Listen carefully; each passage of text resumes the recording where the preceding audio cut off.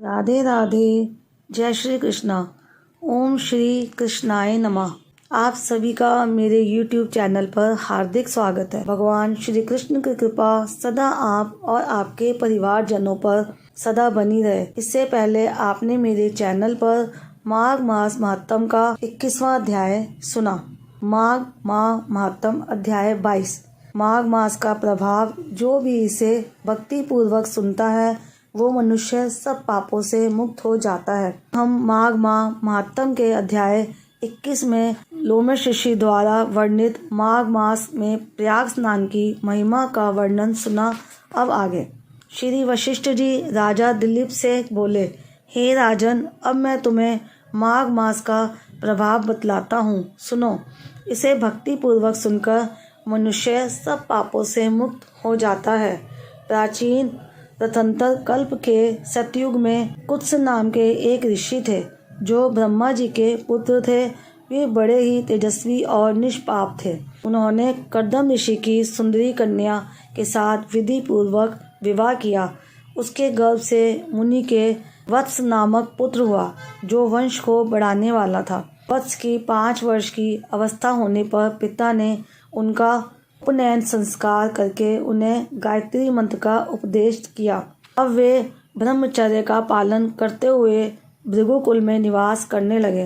प्रतिदिन प्रातः काल और सायकाल अग्निहोत्र, तीनों समय स्नान और भिक्षा के अन्न का भोजन करते थे। इंद्रियों को काबू में रखते काला मृगचर्म धारण करते और सदा स्वाध्याय में लगे रहते थे। पैर से लेकर शिखा तक लंबा पलाश का डंडा, जिसमें कोई छेद नहीं था, लिए रहते थे।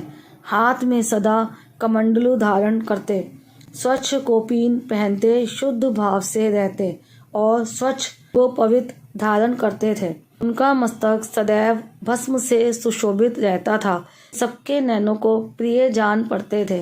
प्रतिदिन माता पिता, गुरु, आचार्य, अन्य बड़े बूढ़ों, सन्यासियों तथा ब्रह्मवादियों को प्रणाम करते थे। वे सदैव यज्ञ में तत्पर रहते और सदा शुभ कर्मों का अनुष्ठान किया करते थे। वे हाथ में पवित्री धारण करके देवताओं, ऋषियों और पितरों का तर्पण करते थे। फूल, चंदन और गंध आदि को कभी हाथ से छूते भी नहीं थे। मौन होकर भोजन करते थे। मधु तथा खारा नमक नहीं खाते थे। टाऊ नहीं पहनते, सवारी पर नहीं चढ़ते थे। शीशे में मुंह नहीं देखते। नीला, लाल और पीला वस्त्र, खाट, आभूषण तथा और जो भी वस्तुएं ब्रह्मचार्य आश्रम के प्रतिकूल बताई गई हैं, उन सब का वे स्पर्श तक नहीं करते थे। सदा शांत भाव से सदाचार में ही तत्पर रहते थे। ऐसे उत्तम आचारवान और ब्रह्मचर्य का पालन करने वाले वत्स मुनि सूर्य के मकर राशि पर रहते माघ मास में भक्ति पूर्वक प्रातः स्नान करते थे। वह उस समय विशेष रूप से शरीर की शुद्धि करते थे। माघ स्नान से उन्हें आत्मिक प्रसन्नता मिलती और वे मन ही मन अपने भाग्य की सराहना करते। अहो भाग्य मेरा, जो मुझे इस पश्चिमी वाहिनी कावेरी नदी में स्नान का अवसर मिला। समुद्र में मिली हुई जितनी नदियां हैं, उन सब का प्रवाह जहाँ पश्चिम या उत्तर की ओर है, उस स्थान का प्रयाग से भी अधिक महत्व बतलाया गया है। मैंने अपने पूर्व पुण्यों के प्रभाव से आज कावेरी का पश्चिमीगामी प्रवाह प्राप्त किया है।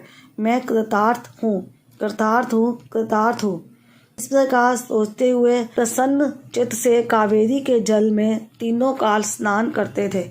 उन्होंने कावेरी के पश्चिमगामी प्रवाह में 3 साल तक माघ स्नान किया। उसके पुण्य से उनका अंतःकरण शुद्ध हो गया।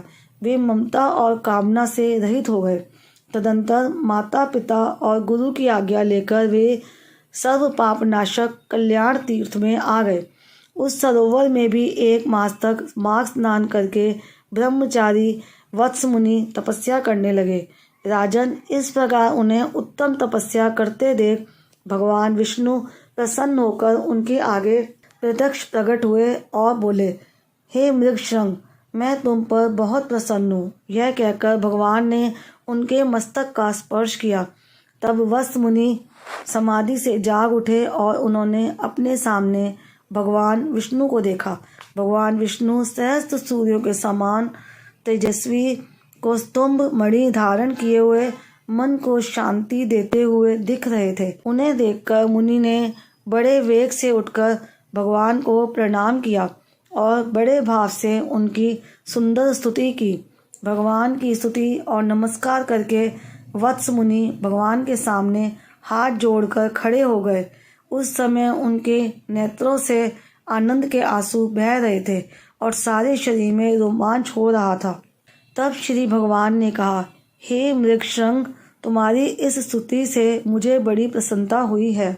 माघ मास में इस सरोवर के जल में जो तुमने स्नान और तप किए हैं, इससे मैं बहुत संतुष्ट हूँ।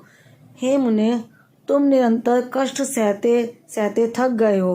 दक्षिणा सहित यज्ञ, दान, नियम तथा यमों के पालन से भी मुझे उतना संतोष नहीं होता जितना माघ के स्नान से होता है।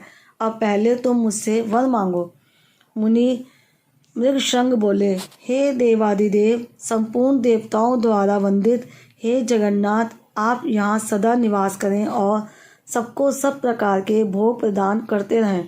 आप सदा सब जीवों को सब तरह की संपत्ति प्रदान करें।